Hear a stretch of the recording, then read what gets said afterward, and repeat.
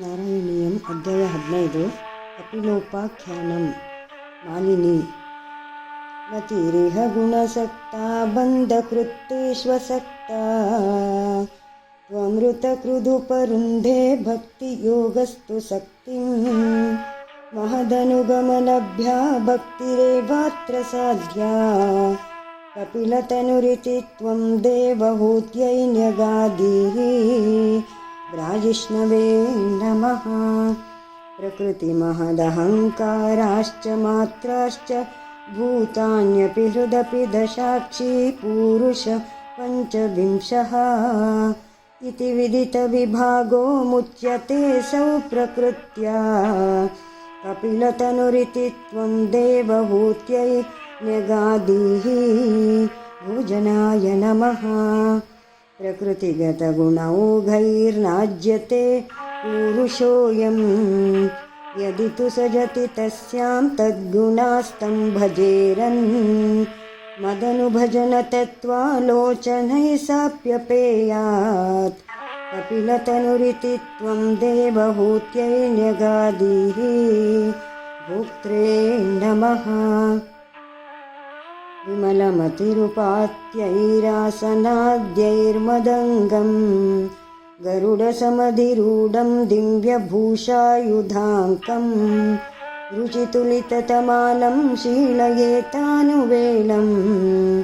कपिलतनुरिति त्वं देवहूत्यै न्यगादीः सहिष्णवे नमः मम गुणगणलीलाकर्णनैर्कीर्तनाद्यैः मयि सुरसरिदोघप्रज्ञचित्तानुरक्तिः भवति परमभक्तिः सा हि मृत्योर्विजेत्री कपिलतनुरिति त्वं देवहूत्यै न्यगादीः जगदादिजाय नमः अहह बहुलहिंसा सञ्चितार्थैकुटुम्बं प्रतिदिनमनुपुष्णन् श्रीजितो बाललाली विशतिः गृहसक्तो यातनां मय्यभक्तः कपिलतनुरिति त्वं देवहूत्यै न्यगादीः अनघाय नमः युवतिजठरखिन्नो जातबोधोऽप्यकाण्डे प्रसवगलितबोधपीडयोल्लङ्घ्य बाल्यं पुनरपि बत मुह्यत्येव तारुण्यकाले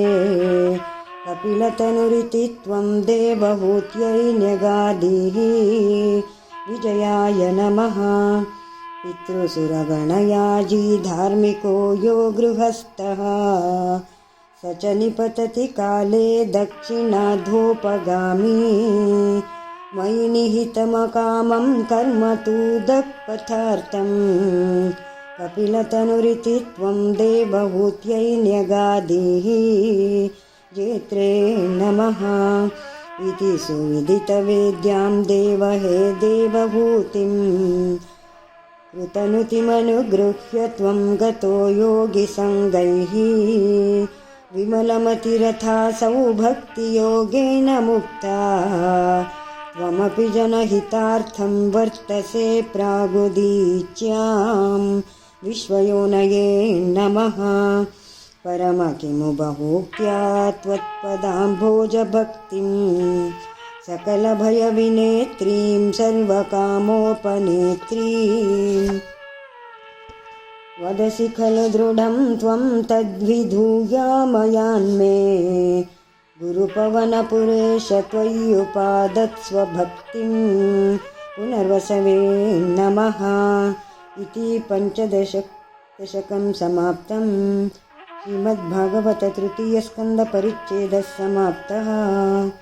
नारायण नारायण नारायण नारायण